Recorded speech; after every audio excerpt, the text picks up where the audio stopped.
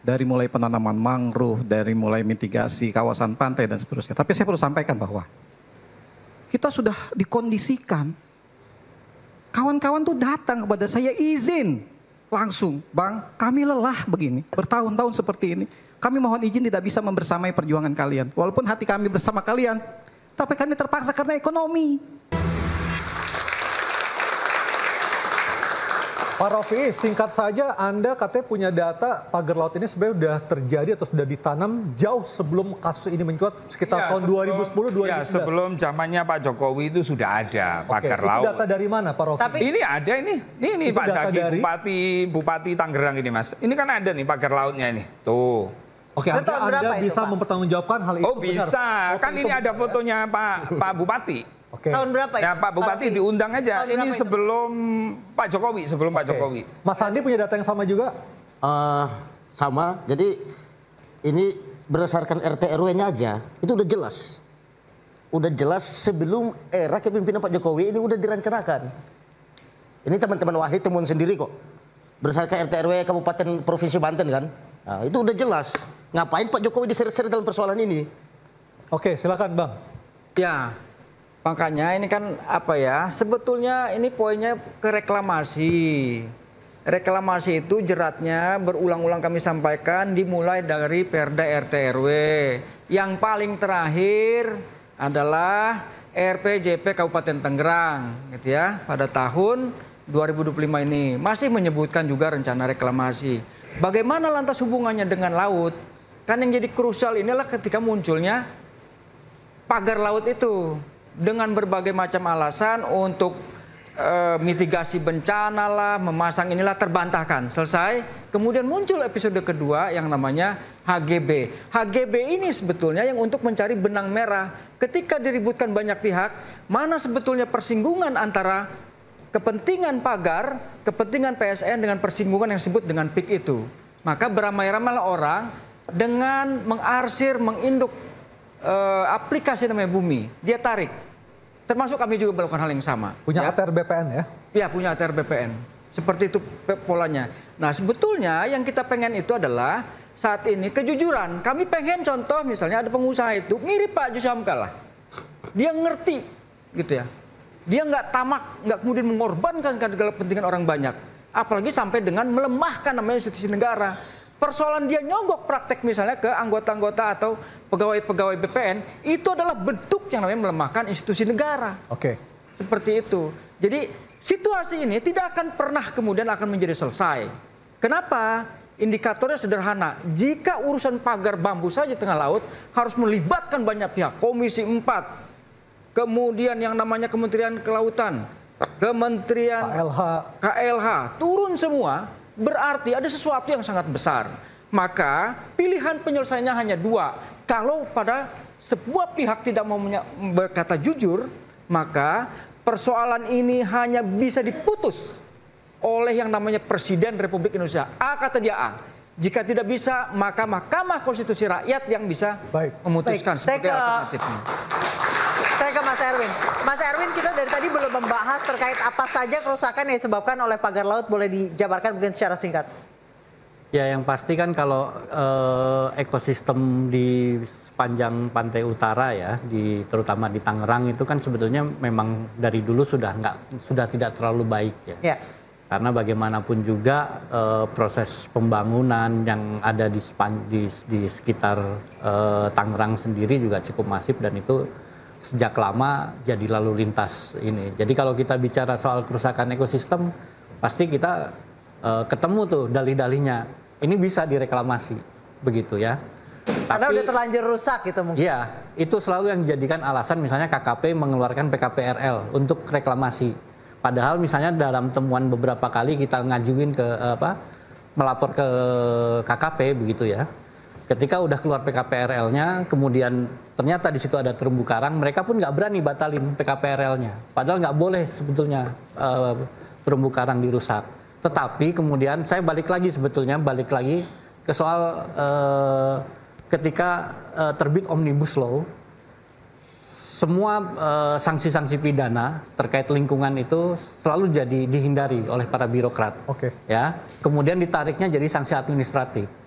Jadi apa yang kami lihat kemarin sebetulnya Menteri KKP lagi akrobat.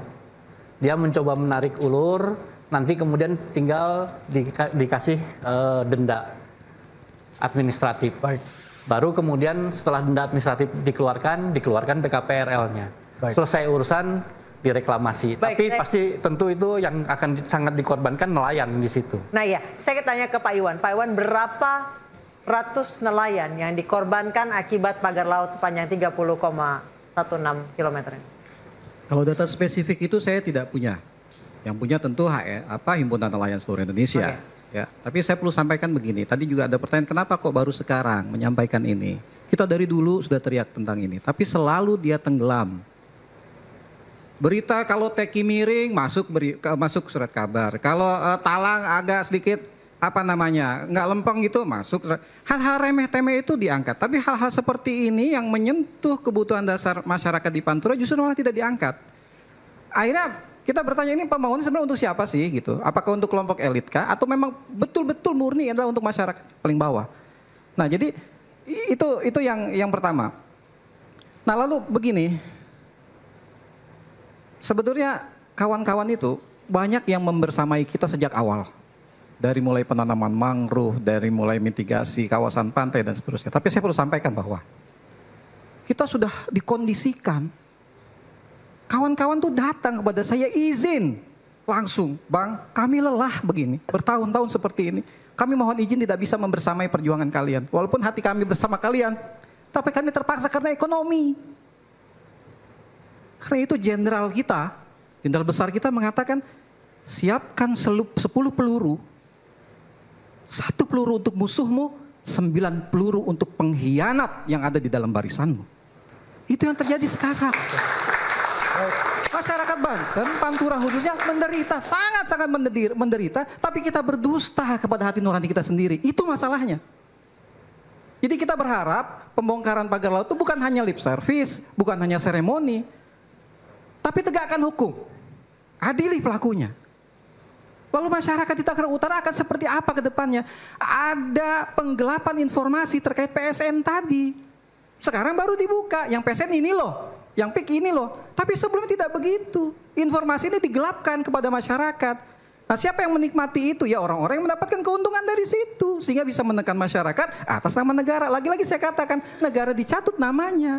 Untuk apa? Untuk melakukan penekanan kepada rakyat. Dan negara diam kan selama ini. Baik. Itu masalahnya. Baik. Saya ke Pak Wamen. Pak Wamen, supaya kita tidak berlarut-larut dalam kondisi seperti ini, penuh dengan ketidakpastian, apa yang bisa kita harapkan dari Kementerian ATR BPN, Pak Wamen? Baik, terima kasih Mas Aryo. Jadi pertama-tama, saya berharap dari sisi Kementerian ATR BPN, kita bisa memandang isu ini secara objektif. Betul memang ada kesalahan misalnya, kalaupun hasil investigasi internal yang akan kami lakukan betul-betul ada kesalahan, namun janganlah kita kemudian mengeneralisir bahwa seolah-olah seluruhnya di kantor pertahanan itu seperti itu. Karena kan ada sekitar hampir 100 juta bidang sertifikat bidang tanah yang kita tangani. Dan saya pikir juga tidak semuanya juga seperti ini. Jadi ini juga kepentingan saya selaku Wakil Menteri ATR BPN meminta support dari seluruh masyarakat. Semoga kita semakin baik ke depan. Karena isu ini pun kan juga muncul karena juga keinginan dari Kementerian ATR BPN memiliki satu aplikasi yang namanya Bumi ATR BPN yang bisa diakses oleh siapapun tanpa ada yang kami tutup-tutupi.